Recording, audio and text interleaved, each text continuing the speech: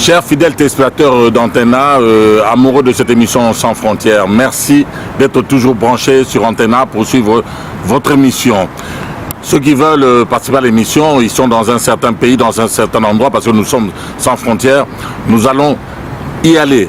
Notre numéro est là et vous n'avez qu'à prendre contact et on va voir ce qu'on peut faire. Le sommaire de cette émission, de cette nouvelle émission Sans Frontières, c'est spécial British, spécial Angleterre. Sans frontières, on n'a pas de frontières, on a traversé, on a quitté Bruxelles, on est allé du côté de Lille, le Nord-Pas-de-Calais, pour prendre le tunnel sous la Manche. Donc la Manche, vous savez, c'est la mer qui sépare l'Europe continentale à l'île de Grande-Bretagne, qui n'est plus partie de l'Union européenne, j'espère que vous le savez, qui est en Europe, mais ça ne fait plus partie du Schengen et l'Union européenne. Donc ça veut dire que visa, il y a Schengen et Kotarakunate, Foboye Baka. Mais voilà, nous sommes allés à Londres, au sommaire donc, de cette émission, Djuna Mumbafu, Big One, Djuna Mumbafu, le grand animateur, le grand artiste musicien de l'Empire Bakuba. Mais avant de trouver Djuna Mumbafu, nous avons été du côté de Bristol. Bristol, c'est une ville qui se trouve à 3 heures de route de Londres. Donc nous avons quitté Bruxelles, Lille, Londres pour aller à Bristol. Là, nous avons été accueillis par le président de la communauté congolaise de Bristol, donc Papi Batia, et merci à sa femme, Madame Arlette Matoma, et à Trésor Zola. Kalamingité Nakatia Belgique, ça sera les élections communales, l'assemblée, la députation et tout, élection. Et parmi là, nous avons beaucoup de nos compatriotes d'origine congolaise qui ont donné leur candidature. Talagande Bazé Belé. Donc, bateau écoute à Kalaba Bertin Mampaka, Bazaba Congolais, d'origine bien entendu, mais Zanakat, il y a institution politique belge, Bazaba député, sénateur, on a Katia politique belge. Président de la République, Fathi Beton Koutoua, quand il est passé par la Belgique, il nous a demandé, enfin il a demandé à la communauté, à la diaspora congolaise, au Baza va changer nationalité, au Baza va belge, va voter Bango. Pourquoi? Parce que ceux qui vont voter Bango, s'il y a beaucoup plus, il y a de Congolais dans la politique belge, au Baza comment belge quoi. Politique plus qu'il y a des Belges d'origine congolaise, il y a politique belge et qu'on sait la paix bien parce que quand il y a quelque chose, on peut ça poids, on peut opinion dans la grande position pour Nabiso parce que c'est originaire. Donc ça dit que le président Fathi Beton a Tindaki, la diaspora va changer de nationalité, puisqu'il y a les élections belges, Congolais basé Belé va changer de nationalité, on va passer ma candidature, on va voter Bango. Bon voter Bango. Parce que si on va dans la carte Jessica, la carte parlement, tout ça. Mais c'est bien.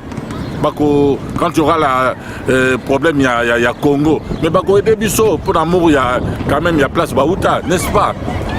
Binoka na Congo, oh, de père et de mère. Bon, on va Congolais, oh, on va Belge, on va passer ma candidature dans Bango. Nanto qui Belge, Moroté d'origine belge, belge. Nanto qui Bangoté, le bio de père et de mère. Talakou Bango Bazaba Mwindo. Maintenant, nous avons de père et de mère. Ah, si tu as de père et de mère, on a pas Congolais Bango, nous avons voté Bango, mais on a Sénat. Donc, Lydia, Mouchebele, Aza et Chevy, Nakata Ville à Bruxelles. Maintenant, placement, on est aux belges de père et de mère. Est-ce que vous avez de père et de mère? De père et de mère. Tout changer à ta cause, tout changer à ta. Ça ne vient que de moi, ça n'engage que moi. Papa Compagnie, c'est le bourgmestre de Ganchoren ici. Donc vous voyez que le Congo est partout, dans la Belgique, il y a des bourgmestres de la commune de Ganchoren. Et c'est le papa de Vincent Compagnie, le grand joueur. C'est un honneur, c'est un plaisir de l'avoir rencontré dans les rues de Bruxelles. Et évidemment, c'est bientôt la campagne des élections. Et j'ai déposé le majorat au mois de juillet parce que les élections qui viennent dans un mois il n'y aura plus un bourgmestre qui cumule avec la députation. Parce que maintenant j'étais pays aussi à Kinshasa, il faudrait ça. Oui. Voilà. En tout cas, merci beaucoup. Merci, Papa Content. Okay. Oui, je suis bien la petite fille de l'ancien président du Zaïre, actuellement la République démocratique du Congo. Maman solo de 2 enfants, je suis comptable de formation. Après 20 ans passés sous la gouvernance PS, Écolo, Défi et d'autres partis politiques, il est temps que le mouvement réformateur revienne au pouvoir pour donner à Bruxelles son lustre. Si je suis élu, je soutiendrai avec conviction et détermination toutes les politiques visant à améliorer le statut des familles monoparentales. Nous allons aller en Angleterre et nous allons vous faire découvrir la ville de Bristol pour voir le pont suspendu, un pont suspendu qui ressemble au pont le pont Maréchal dans le Bas-Congo à Matadi pour aller vers Boma, le pont Maréchal. Et là nous avons trouvé un pont à Bristol qui est fort intéressant. Et voilà, laissons les personnes, les habitants de Bristol, Papi et Trésor, Papi Batia, nous expliquer l'histoire de ce pont.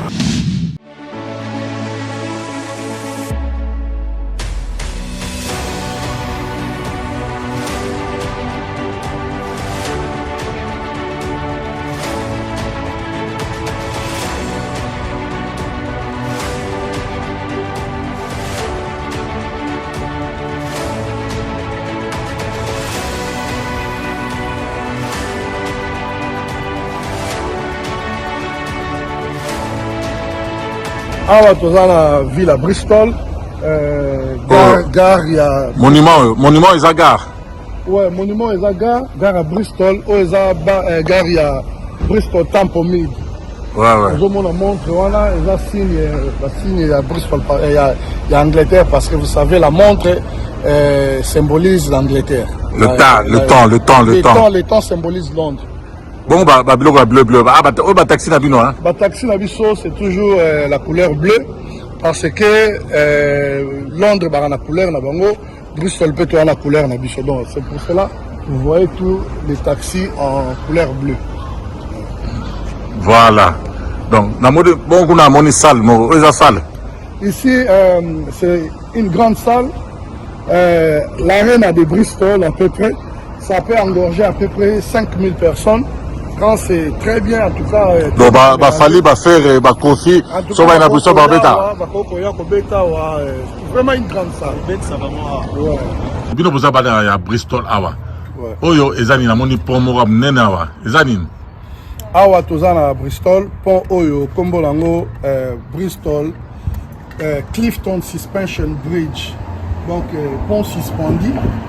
Ba créé on a kati ya mabanga. Si vous poussez un peu au moment on a pris enseignant sur partie on c'est là qui mabanga la mabanga et on a dit creuser pour ba ça la pont.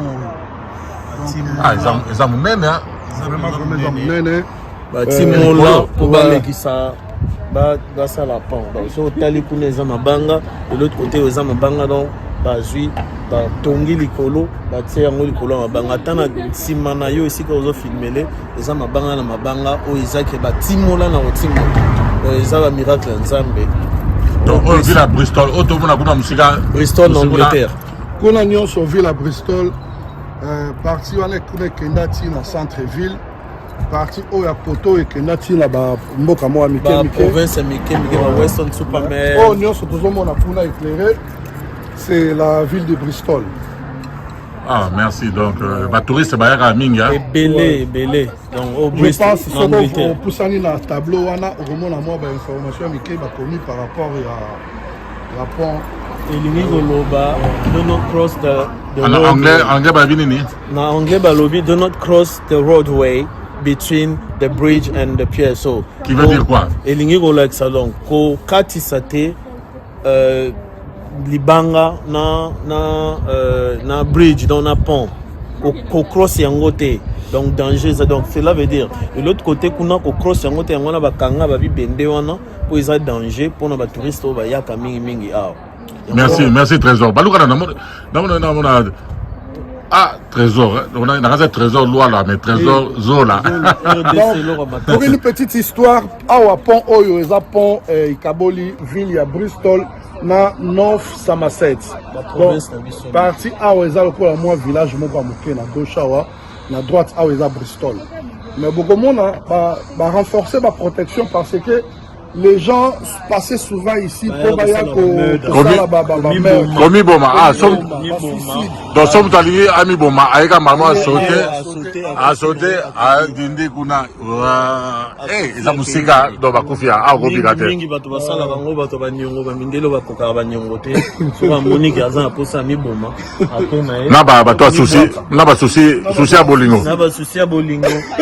Comme otali na ngambu kuna eza na quartier mususu kuna kutu kuna eza dans mabanga esika bakenda ko Mi Boma penza kuna ye akena ye. Ba Mi Bwaki akena ye. Donc bakendo kutanaka likolo kuna mutu eke kuna parti mususu eke kuna. Merci en tout cas, toujours. Tu es pour la point. Merci beaucoup. Merci, grand journaliste. Antenne A, vraiment, au Salibiso visite qui toque, au Salibiso surprise. Monsieur Thierry Pinzi, Zamba Pambola. Mais, Naoga yo, aux appels na elo, comme on a Kinshasa pour na nini pour na expliquez bisonan. Ben ouais, d'ailleurs, je vais commencer juste par les débuts. Ah, on a Bristol, je suis le président de tous les Congolais. Ah, on a Bristol. Ah, donc, il y a le président, il y a Congolais, communauté congolaise, il y a. Communauté congolaise, il y a Bristol. Président d'ailleurs, trésor. Président, effectivement. Je suis le président. La communauté congolaise à Bristol. Mes compatriotes m'ont donné cette opportunité. Il y a Kokamba Bandeko, Eza Ngolu Kaka, mais toujours ça de sorte que tous allons toujours l'Isanga. C'est ça. Mais je voulais aussi parler de mon entreprise. Basel Multiservice na Kisasa, une entreprise de nettoyage, désinfection, dératisation, désodorisation, tout ça ramisala nyonso professionnel. Donc on investit dans Mboka. En tout cas, tout ça landeka mukonza Mboka lobaki, tout accompagné par rapport à ma vision na ye. Aussi sa chômage. Alors, pour aussi sa chômage, il faut vraiment marcher. Nous avons besoin de marcher. Nous sommes très jeunes dans la société. Nous avons foutu la patente. Nous avons True Security. Dans la société, il y a gardiennage. En tout cas, vraiment les sungi. Ça s'appelle chômage. Ça va. En tout cas, je vous attends, en tout cas, merci à Papi et merci à Trésor. La Katia Bristol. Toujours. Ça c'est Bristol, toujours. Je crois que vous vous êtes fait une idée sur la ville de Bristol. Et la particularité de l'Angleterre, non seulement c'est les voitures sont avec les volants à droite. À Kinshasa, je ne sais même pas pourquoi ces voitures ont un volant à droite, parce que nous avons une conduite priorité droite. Et quand on a priorité droite, les volants doivent être à gauche. Parce qu'en Angleterre, la priorité c'est gauche. Donc c'est pour ça que les volants sont à droite. Mais bon, pour y éviter. Merci beaucoup surtout à Madame Arlette Malonda qui nous a accueillis. Et merci à toi, Papi Bacha. La particularité de l'Angleterre, non seulement, comme je l'ai dit, le volant à droite, les bus sont en étage. Vous avez vu à Bristol, les bus sont en étage et les taxis sont bleus. À Londres, les bus sont rouge, mais toujours en étage, et les taxis tout noirs.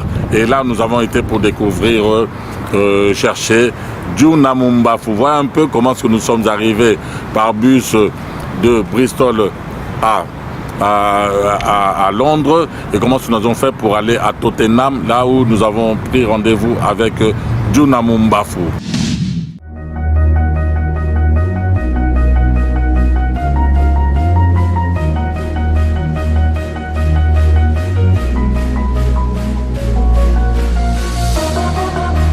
Londres.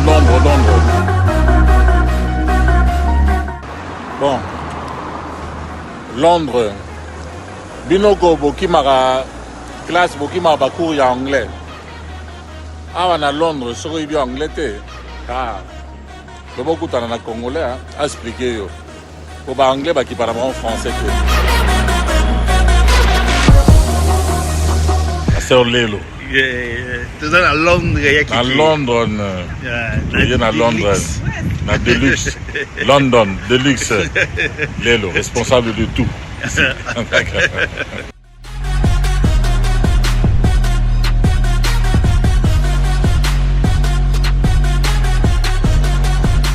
Juna, Wabanko.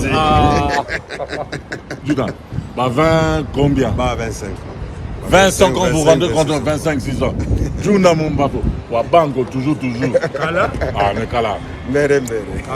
Kala. Je vous ai dit sans frontières, je suis partout. Il n'y a pas de frontières. Kinshasa, Paris, Allemagne et tout. Bas Congo. Et nous sommes là. London. Avec beaucoup de respect. Son Excellence Félix Bosekota. Nazas qu'on a Londres, Nazas qu'on a Birmingham. Galaxy Mambo. Et c'est qu'après 2 heures du temps, Galaxy Mambo, le village. Normalement, il y avait dans 2 heures du temps, tu as Nana, Thierry Pinzi, tu allais à Boy. Tu allais à Boy dans London. Il y a aussi Brighton, il y a aussi Belgique, Brighton, direct London, il y a aussi Birmingham, tu as Nana. Alors, le sac, on a Samito Mukubwa, les nécessaires, Wakamba Shifadi Maleta, Pinose Kabuya, le vieux Chéli Awendo, Brice Mpangi, Ungaro, Emmanuel Ungaro, hein, Aimé Salo, Noko, temps présent, Nono Makangila, Noko, Bambote Nabino Yangoana, na Kanisi Nasuki Awa, son excellence, Fifi Masuka. Kule pisi mamale, mamala sali centre. Tala mutu ya fiche Kama Mpwama. Jamukula pesi mamale mamala bwaki na kate Galaxy Mamboe Les villages. Mwana mama bonga kisalu tala kisalo De Bunda de Vindes, de Bundes, de Bola. Didier Rompokuta, Kamamvwama. Hein? Nerombongo, Fumu Yabanga Moyo, Tobo Sanité. Vraiment, le Sako Thierry Pinzi, Pinose Kabuya, le Sako Bob Sasa, Ogisha Kamba. Ah, trop dans sans frontière angolo. Juna Mumbafu. Serge de Birmingham. Juna Mumbafu Big One. En direct, tout le monde en a quatre. Voilà, chers amis, amis du petit écran, amis de cette émission Sans Frontières. Je sais que vous aimez cette émission parce que vous nous écrivez.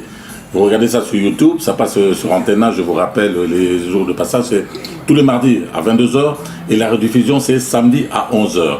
Et les gens sont tellement émerveillés par cette émission. Pourquoi? Parce que ça s'appelle Sans Frontières. Sans Frontières, pourquoi? Parce que nous n'avons pas de frontières. Ni en lieu, vous avez vu, nous avons fait des émissions à Mwanda, dans le Bas-Congo, à Mwanda, à Matadi, nous avons été dans le Bas-Doundou, nous avons été à Paris, nous avons été en Allemagne, à Orléans, et cette fois-ci à Londres pour ce monsieur. Nous sommes ici pour ce monsieur. Et dans quel lieu de luxe, un des meilleurs restaurants. Là, vous serez bien accueillis. Il y a le gérant qui est un superbe gars. Il vous accueillera, monsieur Philippe Kalimba. Vous ne pouvez pas le rater. Il est peinard, il est OK. Et la bouffe, je vous dis, t'as pas idée. Les mets ici, c'est raffiné. Si vous voyez à Londres, les gars de luxe, c'était bon, les gars, sur pas. On les remplace, n'est-ce pas, Juna Mumbafu? Ah, ouais, c'est moto. Juna Mumbafu, Big One, tourneur de presse. Somme. Oui, quand on a mon vieux calé, on a président Papitex, on a mon Dilou. On a joli bébé sur la monnaie. Ouais, ça va. N'a qui un peu malade, mais c'est que ça va. Ah, ça va, en forme. Alors, dis-nous un peu, depuis l'époque où on a, donc, Oyo, Somba et Lamba, Sogiwak, c'est tout ça, c'était la pluie et le beau temps. La pluie et le beau temps. Mais j'espère que dans la matière, il y a animateur, surtout le monde, il y a Nono, il y a Talakou, Talakou Zaïko. C'était un autre style, le style le plus chaud. Et petit Nayo Balandio, Bill Clinton, tous ces gens-là, c'est le style Juna Mumbafu. Et ça bien, et surtout qu'ils ont grâce. Ceux qui ont modèle, na balé qui va aux modèle pays, na bino ou faut décortiquer la musique. Parce que Burkina Faso nzela moko bozi bolakisi biso na batu et puis botangisi batu biso ceux qui keza bino mutu boza oloba yango Ah ben oui, parce que vous voyez, quand on regardait l'Empire Bakou, les trois, le trio, le trio, mais après on voyait, tout le monde savait, il y avait Djouna Mumbafu. Donc vous avez un parmi le trio aussi, hein, c'était une grande personnalité dans Katiago Poana. Merci. Ça, je te le dis du fond du cœur. Merci beaucoup. Et puis, non, ça merci. Et il fallait qu'on ait un bandaro, ça mbotena. Bah, tout nous sommes basés au Landa, biso so Landa, biso na tongo, na pourquoi, na pesibi no tongo pe pourquoi il amu. Merci na nengo poni émission Oyo, au Balobi sans frontières, il n'y a pas de frontières. Si quand nous sommes allés à l'Ouana, il y a un Hollanda. Ah ben oui, Tokati, on vient de la Belgique, Tokati Nangaba pour venir trouver Djouna Mumbafu depuis l'époque Wana Oya. Après combien de temps ton en tout cas, 26 ans. Ouais. Vous imaginez, la dernière fois qu'on s'est vu il y a presque 26 ans. Ouais, et puis il peut s'en dire merci parce que tu as des choses pour Banina de ce bébé Bassigo Kende. Mon Dieu. Grâce, souffle, fêlé. Il y a bonbon côté hôpital, qui s'en. Djouna Mumbafu. Donc via Koufi, si Madame Nungo, Delta Force, donc. Yokuto c'est un orchestre. Oui, je me rappelle encore. Na otika Delta Force na Badinga et l'air na tiki ba ba ke voyage na longue na tiki ba na réunion tout ça les encore. Yondo yi na ndako tout ça na ngiri oui. Et où t'es qui n'a tenu des guéringues pour filmer ce dame au bateau qui va encore une histoire sur la TV de docteur n'a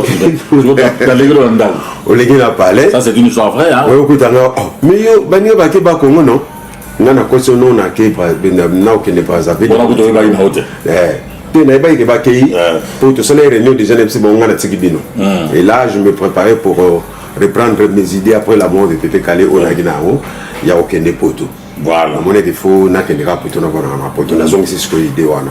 Le matin na monnaie après midi na kendelu ko moninga nga nani qui est des pauvres des Imakangila pour et ina mukana mo ya la qui fallait to beta au moins misinga na likana comme déjà à l'époque. Parce que et puis ça que yo yimbala mo yo le tourner ma question. Oui, on a parlé de la visite de courtoisie. Hein. Oh, mais ils allaient à Mengana, qui va nous faire une ngana vite, ngana tsekel pona que ne Brazzaville, toi qui n'a pas mon Brazzaville, que toute équipe nous sous ces alaki, n'avons qu'une équipe wana voilà. Toka tu wana na bengo pemenga vite. La kamboza bonga, Isabelle ngana yo mais oh. Te, il faut ça l'orchestre. Mais toi tu es un orchestre. Aux orchestres. Si je vous dis, hein, je lui ai donné cette idée dans la ça parce que toi tu es Djouna Mumbafu. L'homme orchestre. Là, on était à 3, moi, 3 et 4 personnes. Yongai na Emeka Fuba na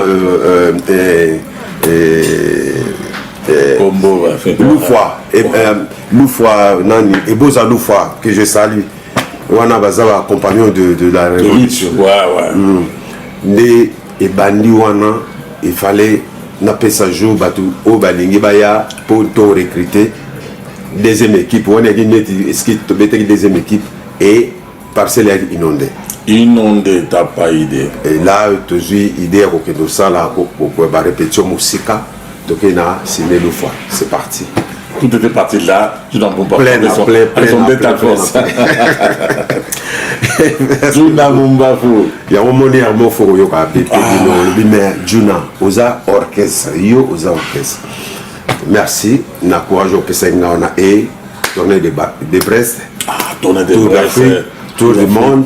Tu es là-bas pour toi à Suriname, caméra cachée, tout. Et je salue aussi producteur na bateau Pestia qui m'a beaucoup pour na Zwanzela au Kende na banana vieille somi da so qui me kanda na déjà Mukengesha il y a Lolo et puis à son âme soit Mia Lolo JP Onienze j'ai le vieux Martino Kavoila.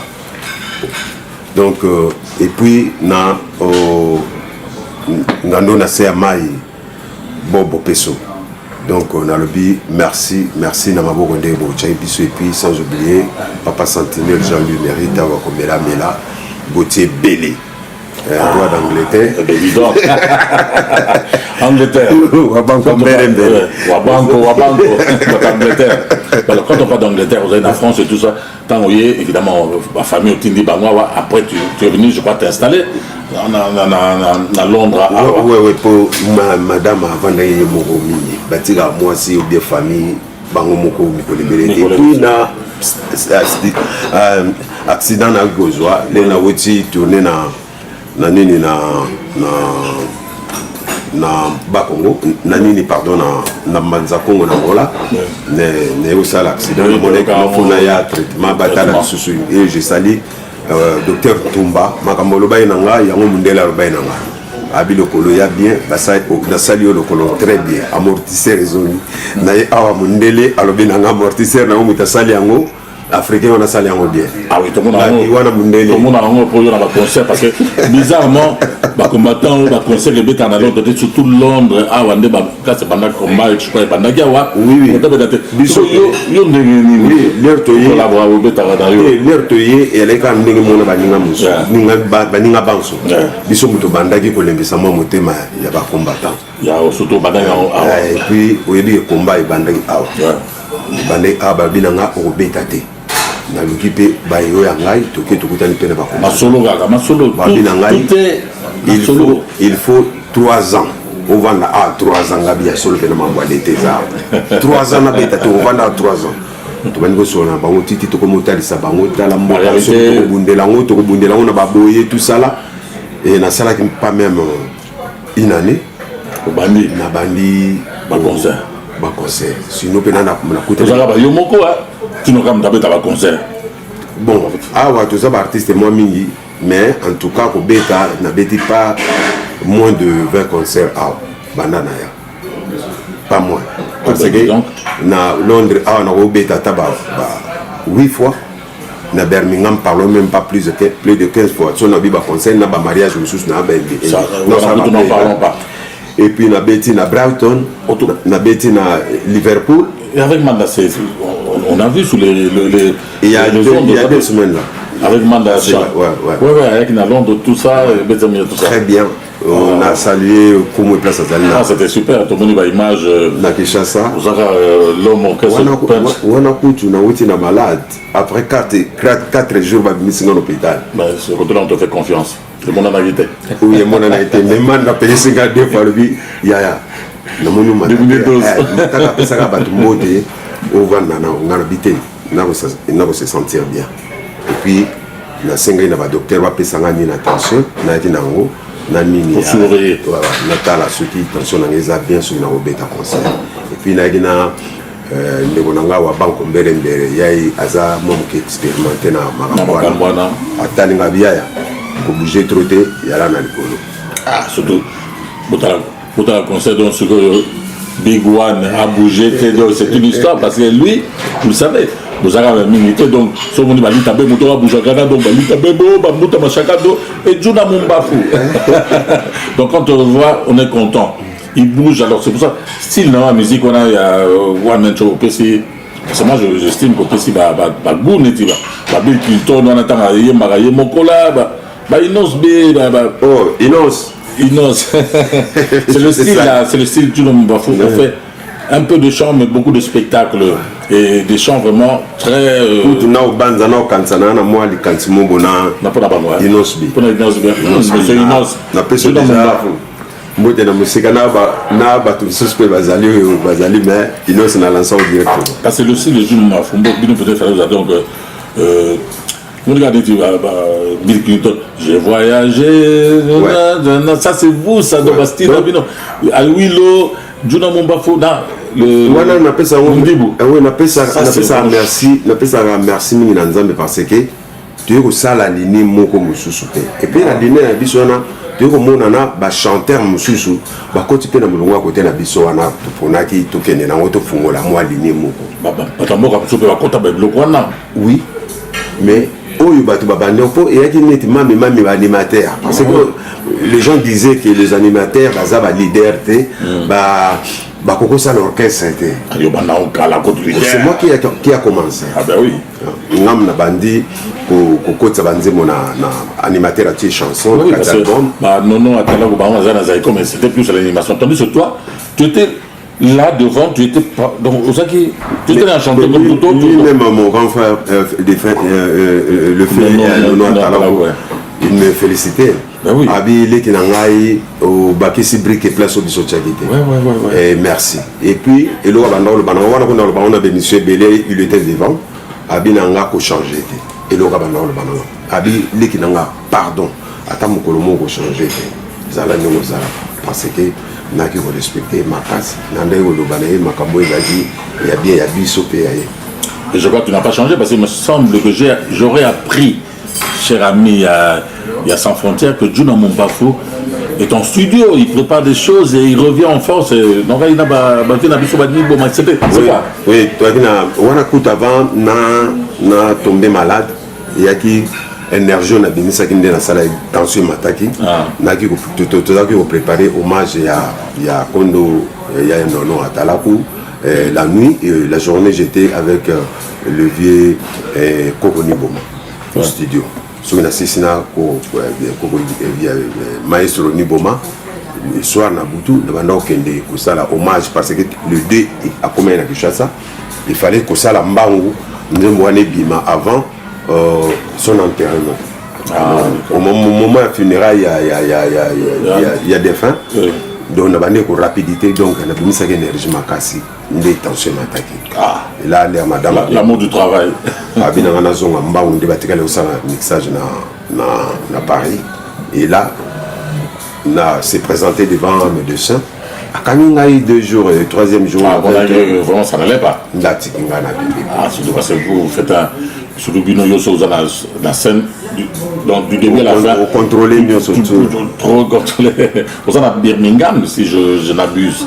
Birmingham, bon, vous savez, pour ceux que je ne connaissent pas, 2 heures, c'est de Londres. À partir de Londres, c'est la 2e plus grande ville. Donc il y a Londres, la plus grande ville. Grâce à la Belgique, là, va raconter une main.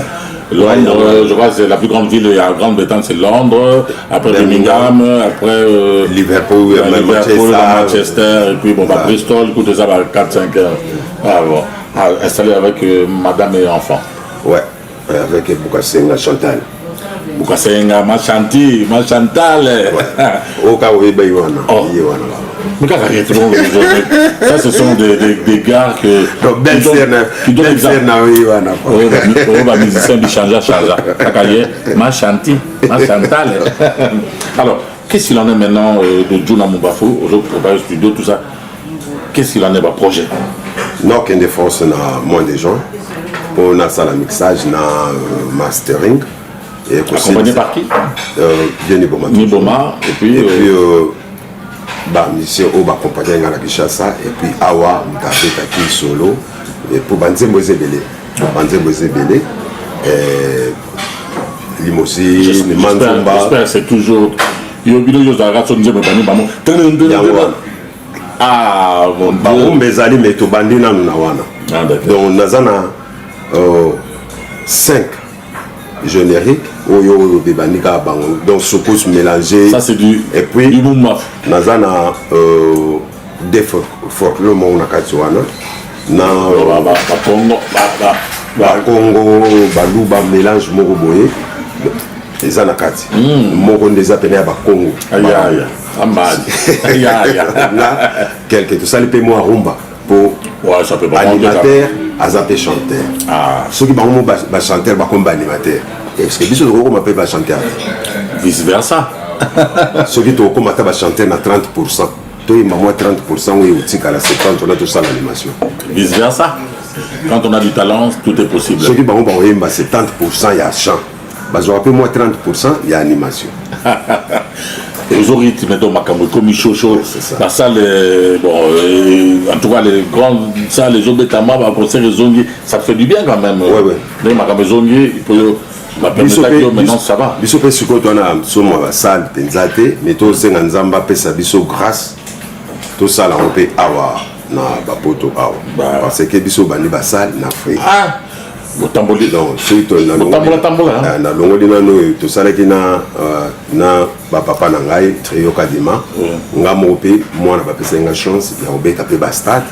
ya kobeta mpe basale nga beti basale mosusu ya ba 12000 place nabeti na Sheraton ya Zimbabwe bato bana Zimbabwe bayebi et puis oyo bakotaka même na YouTube so babeti na bamission mosusu bamona basale wana nga na beta et puis na Angola na Saorimo nabeti na Citadela donc nabeti basale d'Empire Bakuba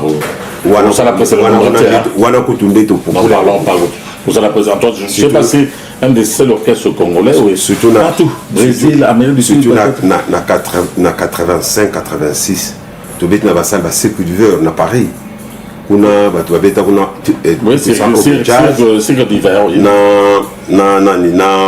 na Zaiko et puis na biso si je na Viva la musique cirque d'hiver oui une des salles mythiques donc bato bayebi nakanisi so nzamba osalisa tosala mpe makasi tobetango mpe lisusu na compte ya nga tamsonga moko pourquoi pas c'est ça et la collaboration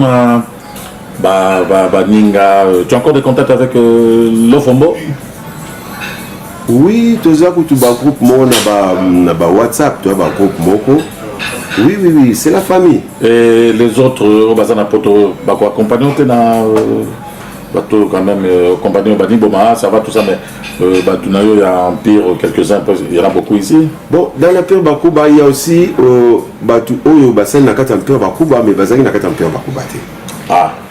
Moni bazalaki kati ya bamoko moko ya bakati obaki na kati ya Empire Bakuba et puis bazo batie pe bamprate na mona kati ya Empire Bakuba nzembo lokola ba makanisi maleki ngai c'est venu comme avec Pepe Kale. Ah, j'adorais cette chanson. Ça c'est on appelle ça l'Empire Bakuba. J'étais jeune mais non bah année 85 je ne sais pas tant oui 85 à Bruxelles j'étais à Bruxelles pour moi c'était un solo je me suis dit c'est un slow. En tout cas, j'avais entendu ça. On a dit, oh, comment ça va solo? C'est un slow, hein? Ouais.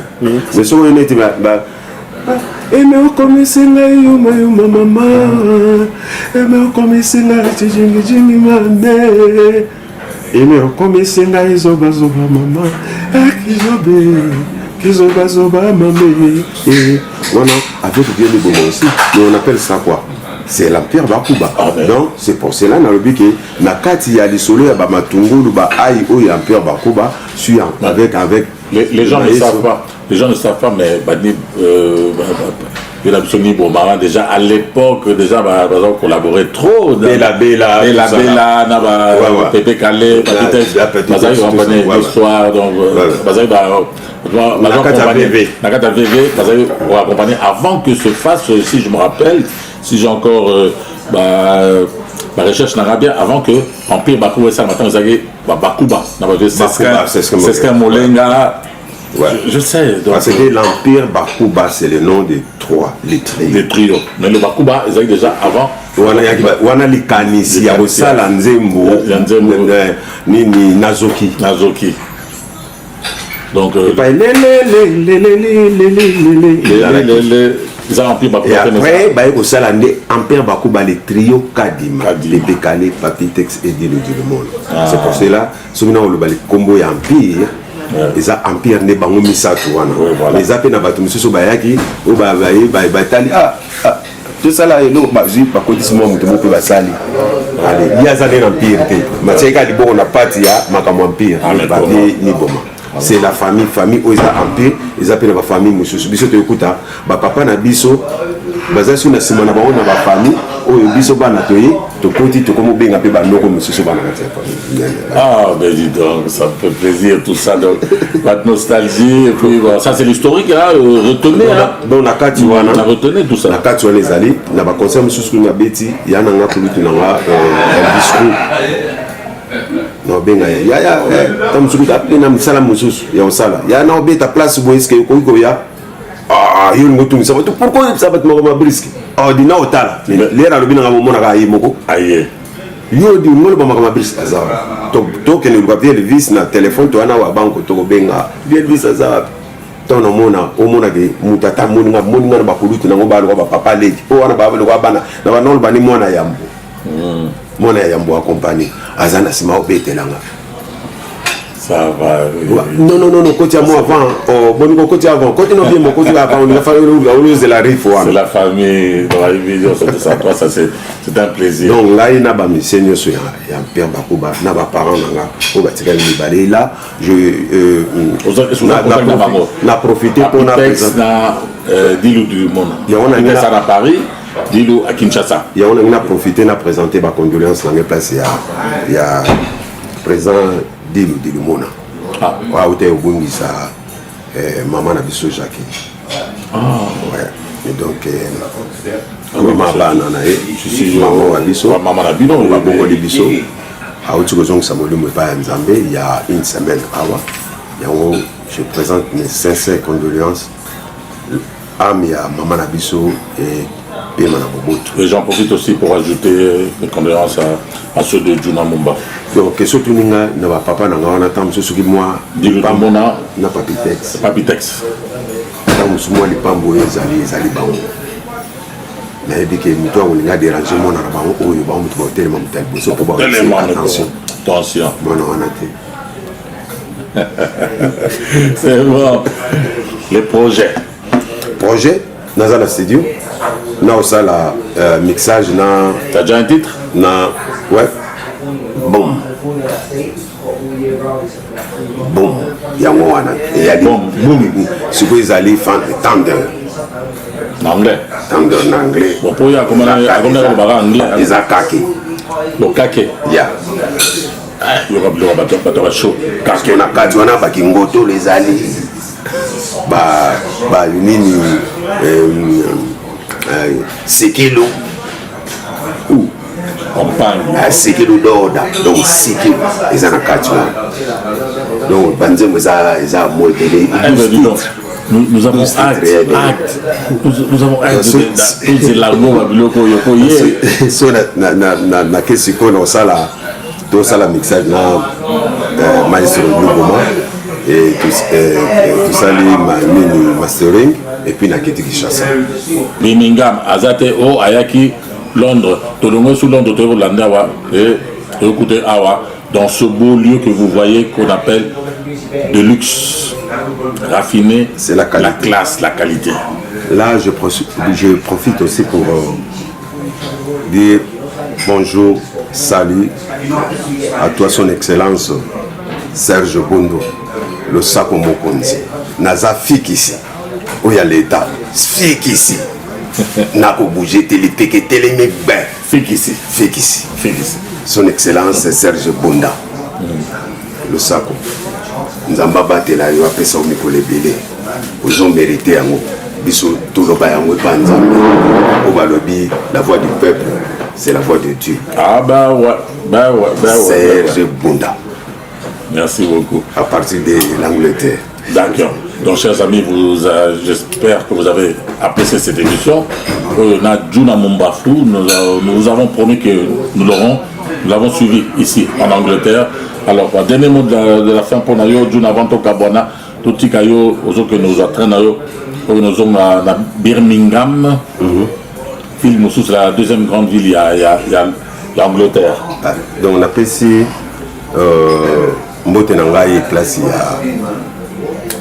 y a Jean Kenge Chai na PC Mbote place il y a double H Yvette na Parigo na PC Mbote Nangaï place il y a JP Onienze le président JP Onienze et na Bossanité le vieux Martino Kavoila Station One prêtre de prêtre et sans oublier Djonga Okula Jogo le miniature d'Afrique, de ça qu'on a et Gauthier Bélé, le roi d'Angleterre. Didier Mwama, Fasiki, Douglas Bila. Martin Sekoudimana et la Bossanité, Papa Sentinelle Jean-Louis Mérita et Thierry Pinzi Yomoko. Vous voyez des places de Bali. Ah, mais comment? Oui, place de Wokende. Ah, j'espère bien. tobongisa yango liboso tokutana lisusu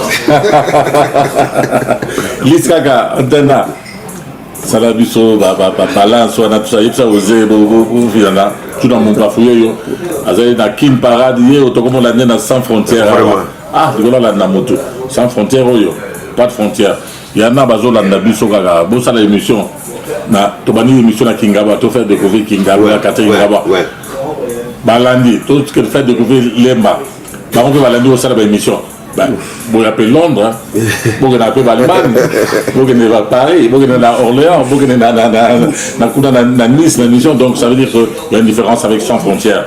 Allez on se dit au revoir ici Juna Ayarumbe talamakinu ma David bina rumbe Gile di kando telemakinu ma David danse rumbe Dans la bakolo musique babite la biso musique kitoko taper les mains Atobina rumbe Malonzo si obala Nabala natika maître paina nane. Parfait, c'est tout est parfait. À la suite. Otis Mbala. Santé.